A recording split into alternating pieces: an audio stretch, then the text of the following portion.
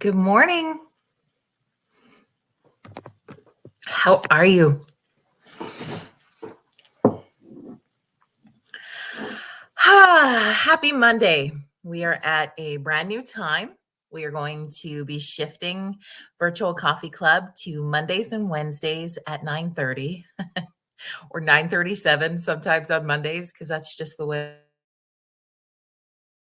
it goes sometimes. We lose track of time in the middle of doing something. Uh, and then occasionally there might be some surprise fuck it Fridays, but for the most part, just going to shift down to Mondays and Wednesdays at 9:30 for a quick check-in, a cup of coffee together. I got this new coffee mug for Christmas. Is it not amazing? It was created by a really cool Alberta company ran by women called Days with Gray. And I'm so in this spirit of, I don't know, it's kind of like locking arms with other women in business and celebrating what people are doing in the world, celebrating what other people are doing, especially if they do the same kind of thing as you. And I'm going to get more into that in a moment, but just celebrating more in this year. And so I really enjoyed the one, it automatically makes you think of the Shania Twain song, right? Let's go, girls. And also just girls aside, let's go, humans. Let's help each other have the best versions of our lives, and instead of and that starts with an inward focus and how we can carry it outward, and that's what I'm feeling jazzed about today on this Monday morning. Hello, Kelly, Angie, Sean, Cheryl. No more fog. Yeah, the drive to school this morning was less than enjoyable, but we made it. I do not like driving in fog. I don't like whiteout conditions either. Anything that limits your view. Are you with me on this? It makes you feel claustrophobic when you drive, and I hate that feeling of not knowing what's ahead of you. I would rather have a really shitty road that you have to drive really slow and whatever on, and you can see, versus the other way around. The nice part about today, the thing that I will celebrate when I don't like fog, is the fact of the hoarfrost today. Is that not absolutely freaking gorgeous? It's when we live in an icicle looking postcard. But it's one of the cool things about our weather in Canada. And I don't know if they get that in other areas where they get winter, because I've not wintered in a lot of winter destinations because I'm not a winter girl. But yeah, Kelly says, I hate the fog too. Angie, the fog reminds me of the movie The Mist, doesn't it? Oh, that Stephen King movie. And it's so creepy. So very creepy. So yeah. Oh, Sean says, so you like clarity in life and not things you can't see ahead. It's philosophical. Yeah. Interesting point, though, Sean, when you say that. Thank you. I love that we're going to have some deep convo on this Monday. And that's what I'm hoping, friends, is that we can connect a little bit more and have some conversation. So I realize I'm the only one we can see. We could switch to a Zoom so people could see each other, but I feel like that would cause a little bit of fear in some people. So I want you to comment in the comments and join conversation with me.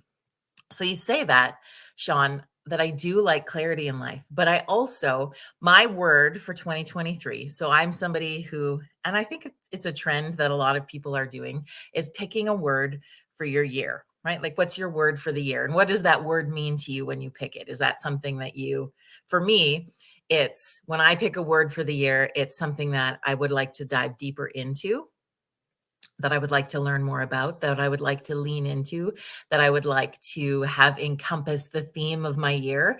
And when I reflect back at the end of December, I want to look back and be like, okay, when it comes to this word, did I live this word this year?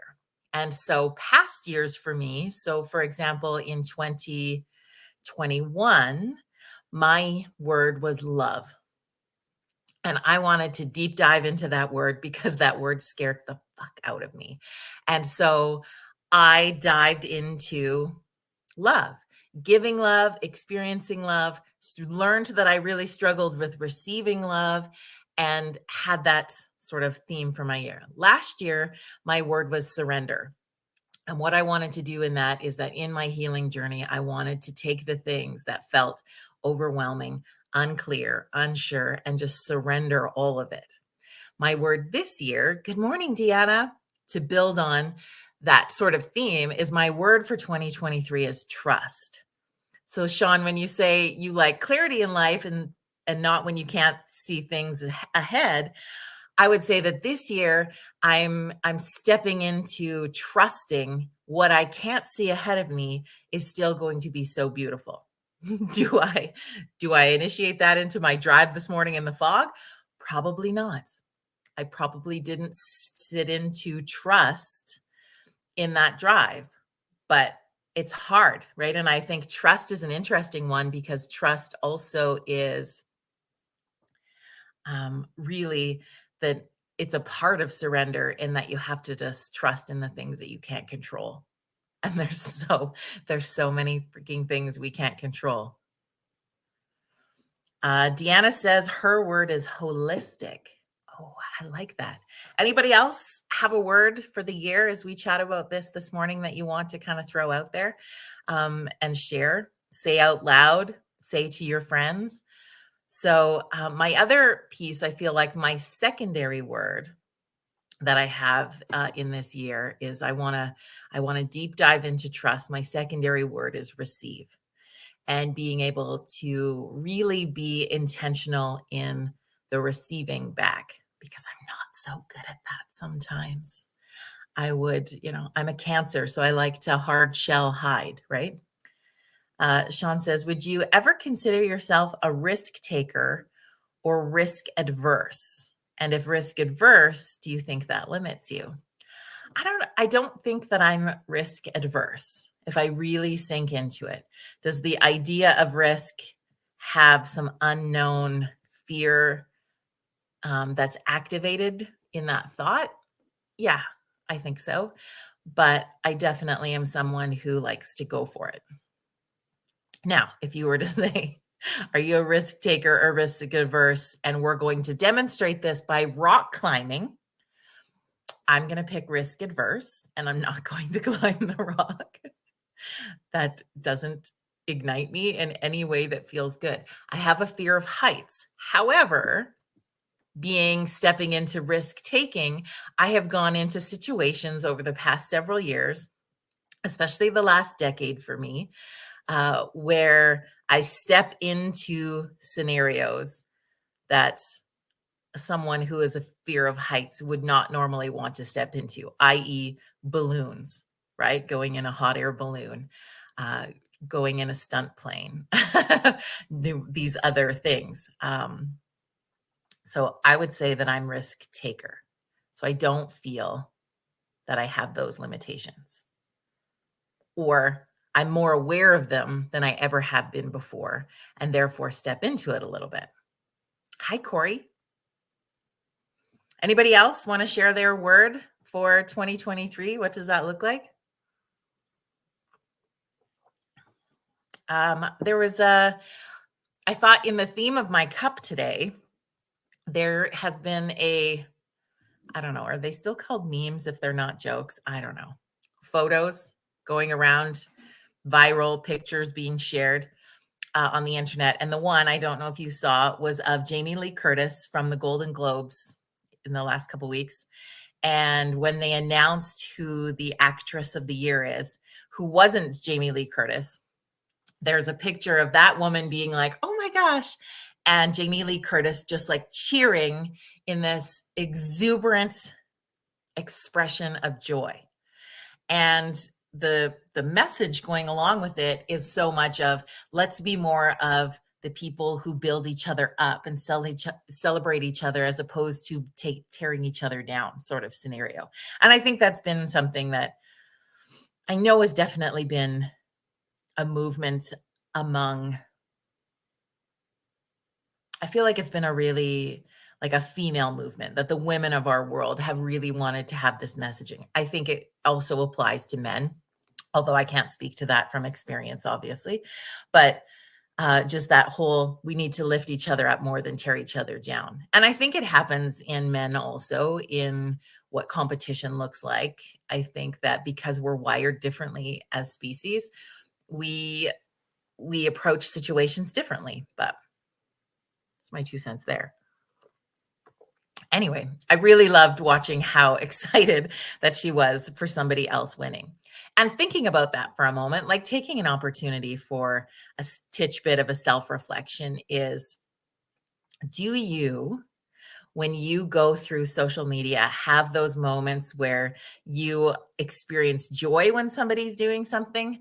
Or do you have those moments where you feel, I don't know if it would be envy or jealousy, or, oh yeah, they could do it, but I couldn't ever, or sitting in a space where, like, if you're really truthful with yourself for just a moment, and you don't have to share that in the comments if you don't want to, but what do you really feel when you're looking through that? Remembering that comparison is the stealer of joy. However, it's also extremely humanistic of us to do that when we scroll. And I will admit, I will be vulnerable with you in this moment, that I have moments where, when I'm looking through and I see somebody has done something that I've always wanted to do, or thought about doing, or had the same idea behind, and I see them do it, and I have a moment where I'm like, well, they already did it. So I probably need to find something else to do now. And what does that really mean? And where does that come from? And just because someone else does something, that does that mean you shouldn't? And I think we forget so often, this is my self reminder that I wanted to share with you, is we forget that there's room for all of us. There's room for all of us. There's connection for all of us. There's enough money for all of us. There's enough success and joy and all of the things. There is enough for every single one of us. And we don't have to edit what we do because somebody else is doing it. Because at the end of the day, when you do your version of it, it's still going to be different. It still is of you. It still is driven by you, your unique personality, your unique energy, your unique everything. But it's hard for a moment, right? Have you been there where you're like, oh, man, I wanted to do that? Especially if that person lives in your area. And then you think of, like, how many pizza places are there in your neck of the woods? And I think of the community I live in, because it feels like every new business that opens up in our town, or it did for a while, was like you were a pizza place or a liquor store. And I mean, obviously, we have an incredible market for pizza and liquor in our community, no judgment. But they opened them up not being like, well, there's already 6 other pizza places. Should I open my pizza place? They just do it. Same thing. There could be 12 million of the same people doing the same thing. That's okay. It's still different. Deanna, I'm going to share your comment if I can, because I love how much you've stepped into that vulnerability today. And I appreciate it so very much for you to feel safe to share. And she said, I compare too much. I never feel worthy enough. I'm working on finding my voice and using it. I surround myself with positive, supportive women, and that's really helpful. Yeah, Deanna, I love that you shared this. And you know what, friend? You are not the only one who has stepped into this energy, this mind space, this place, this feeling, this emotion. All of us have stepped into this space at one time or another, and probably more often than we want to admit, because we feel like we shouldn't admit. But I want to tell you right now, there is zero shame, zero anything in recognizing the place where you need to get stronger. And I love that you know that about yourself, Deanna. And I love, like, awareness is the first step. And she does say, yes, too much pizza and liquor. But hey, I don't know. Carla, what is with all the pizza places? I don't know. But we obviously, as humans, really freaking love pizza because we're able to support a billion pizza places in the surrounding area. If you think of like Calgary, Okotoks, High River, Danton, even that's right. How many pizza places is in that location? But how many population is in that location, right? And I'm no expert on market research, but obviously supply and demand works in that scenario. And even if it didn't, they still tried. They still stepped into it. They still went for it. And maybe somebody didn't. Maybe somebody was just about to open a pizza place and another one popped up and they're like, ah, shit, I missed my opportunity. But maybe their calling isn't pizza. Maybe the lesson is the calling is something else. And maybe the shift isn't a change, it's just an adjustment. Darlene shares, I don't set an intention at the start of the year. I set intentions when I need to. My year doesn't start on January 1st. I'm in hibernation mode. I agree with you. I honestly feel my true new year is when the spring solstice comes in March. That's when it feels like it's a legitimate new year for me. What I like about the flip of a calendar is it just allows you to hit a mini reset if you want to. But I'm not a resolutions maker. I'm not a here's my 10 goals for the year. I do like to make lists of things that I would like to do this year, like places I want to go, um, concerts that I want to see, events that I want to go to, something I like. I'm a lifelong learner and I love to step into learning opportunities. So I like to make a list of like, okay, this year I would really love to learn this, this, and this. I don't sign up for all of them in January because who's got capacity for that? Because, yeah, we're in hibernation mode. I think the season of winter itself allows us that space to go inwards, to hibernate, to self reflect, to rest our bodies. That's also an incredible, so many times people think resting is not um, doing anything conducive to self, whereas rest is probably one of the most important things we can do for self. Morning, Chels. So yeah, I don't know. That's what's on my mind today. How are you? That's good. What else should we talk about? If you're just joining us or you catch us, if you're catching us in the replay, please share if you've got a word or a theme or a something that you want to bring into your life this year, whatever that may look like.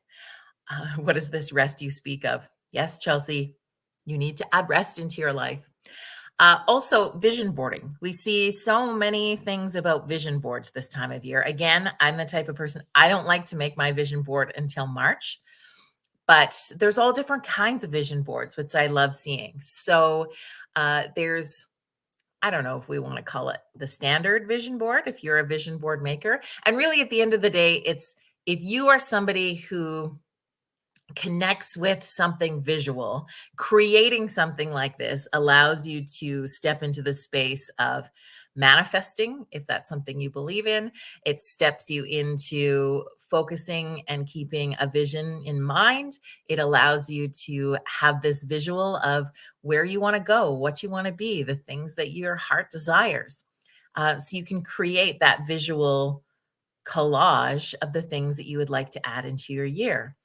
I like to take part in my friend Kara Marshall, who's been on Coffee Club before, and she teams up with a very dear friend of mine, Fauna Buse, and they do a vision board workshop every year, which has a lot more to do with um, how would I describe that? Probably going into inner self and soul searching. And so their vision board has a lot more to do with you blind pick a lot of things that go onto your board. And then they do a reading of your board at the end. And so the things that you've selected have meaning. the pictures that you choose, the words that you choose, the phrasing, where you place them on the board, the left, the right, the top, the bottom, the front, the back, all has meaning through this really cool opportunity of just learning more about self. It's a completely different way of doing a vision board, which I really love because it's not so much, especially if you're someone who, I don't know if waffle, but if you're not um, set on like a material type goal. It's hard to put non-material goals on a vision board, but this allows you to have that story, that idea, that opportunity to dig a little bit deeper. So that's very cool. So they've got one coming up in the next, I might even be this weekend. There's a couple of January dates with Kara and Fauna if you want to connect in on that, or they do one again in the spring. Just throwing that out there. I will post the link to Kara's vision board workshop at the bottom of this video if you want to check it out, if that connects to you. I mean, I actually have a few. I'll find some others because I've actually had a few people send me some things that they're doing. I know that my friend Robin Avister also has a really cool vision board workshop coming up that looked amazeballs, and I think it's this weekend. If you don't have plans, so I'll throw the link for that one underneath this video too, in case you're wanting to try something a little bit different. Maybe you've never done a vision board before. Maybe you've done them in a more traditional sort of methodic sort of pattern. Maybe you just want to break out of the mold of that a little bit, but just trying different things, right? I think that's the cool opportunity that we have. And I hope that if you're somebody who, I mean, the pressure of this time of year is interesting if you allow yourself to step into it, because every single post that we see, every message that comes across to you is based on um, the phrasing like new year, new you, and it's time to change your life. And here's what you can do to fix yourself. Here's what you can do to change that. And I hate the feeling behind those messages because, like, if you have things you want to change in your life, great. Do you need to change your entire self? I don't know. Only you know the answer to that. But don't let someone tell you you have to because it's their marketing strategy. If you want to learn something new, if you want to try something new, if you want to put movement into your life because you're wanting to celebrate the incredible bodies that we were gifted as the vessels for our souls, then do that. But don't do it because you're being told to. It's almost like, I don't know. I feel like New Year's sometimes activates that little piece of me that wants to finger authority. Do you know what I mean? It's like, don't tell me what to do. Uh, I'll do what I want to do. And what does that look like? And knowing, I think the other part is knowing we have all freaking year to add these things that we want to do in our life. If you're like, I want to learn something new this year, great. You have all year. You don't have to do it all in January. And I think we get into like resolution burnout by the end of February, early March, because we've added too many things in our lives to change the everything we have to do, when maybe we just need to step into what are the pieces that we really love about ourselves? What are the things that we really think is amazing? What are the gifts that we know we bring to the table? And what are my passions? And how can I capitalize on those? How can I make them bigger? How can I make them stronger? How could I make a business out of those so that I don't feel like I go to work a day in my life? What do all of those things look like? What can that feel like for you? And just trying it and knowing, like, if it goes to shit, it goes to shit. Try something else. We put so much pressure on ourselves. And I don't believe in that. Do I think that there are ways when, if you're pushing yourself to something new, adding pressure in a way to reach a goal? Yeah, if it's driving you in and motivating you in a really positive way, all right, add your pressure. If the pressure is making you feel uncomfortable, shameful, horrible, sad, not into that. Deanna says, I love to learn. I read a book that's life-changing. It's called The Myth of Normal. That one has come up a few times in my life in the last little bit. So I'm just going to write that down, Deanna, because you're not the first person to mention it. And I find that if something's brought up into my life more than once, it's usually a sign. I did pick up recently When the Body Says No, Deanna, which I think will be a really interesting read, also by Gabor Maté. Exceptional. I love his teachings. Darlene says, my first introduction to a vision board was a writing workshop. I came across it when I was doing a storyboard for writing a play. Ooh, that's really cool. And I think a neat way to weave in a few passions in that. I think that's really cool. She also says, I like to make dream boards and bucket lists. Yeah. They can be whatever we want them to be and look however we want them to look, I guess, at the end of the day. And that's what's kind of exciting. So if you take something that you're seeing that's being pushed out right now, and what does that look like? What does that feel like? How could you meld it into something that feels more like you? And then share that with other people. I love it. I also picked up, speaking of books, do you want to talk about books for a moment, friends? We got a couple more minutes left. I just picked up, and I think everyone in the world is picking up this book because I believe it is the #1 seller in the world right now and has made its own record for this. I believe surpassing the last record was maybe owned by Barack Obama when he released his book, but that is the book called Spare by Prince Harry. And yeah, a bestie and I are doing book club with this book. And I actually watched his interview with Mr. Broadbee last night. It's on Paramount Plus if you have it. I don't know if it's anywhere else, but it's sort of an interview special based on him writing this book. And gosh, I'm hooked already. I'm so hooked already. Anyway, it's kind of funny. It's an interesting thing. And because we've had conversations about royals on the show before.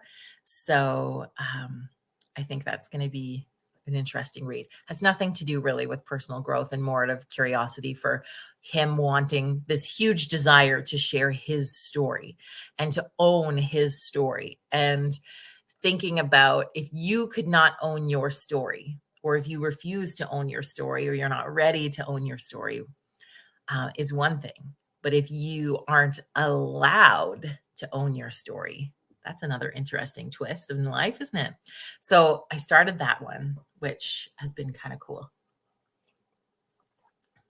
That's the thing is people like when we share books, then I get all crazy and want to read 1,000 books a moment. I had a friend just finish Kevin Hart's book and highly recommends that book also. So that will be one I'm adding to the list, but it's all good. Yeah, Angie, I think you're there. We'll see you. And yeah, you definitely need to report a fog advisory today. That's for sure. Just lots of comments coming in all at once here. Awesome. Thank you, everybody. Continue to share. If you catch this video on the replay later, feel free to share that.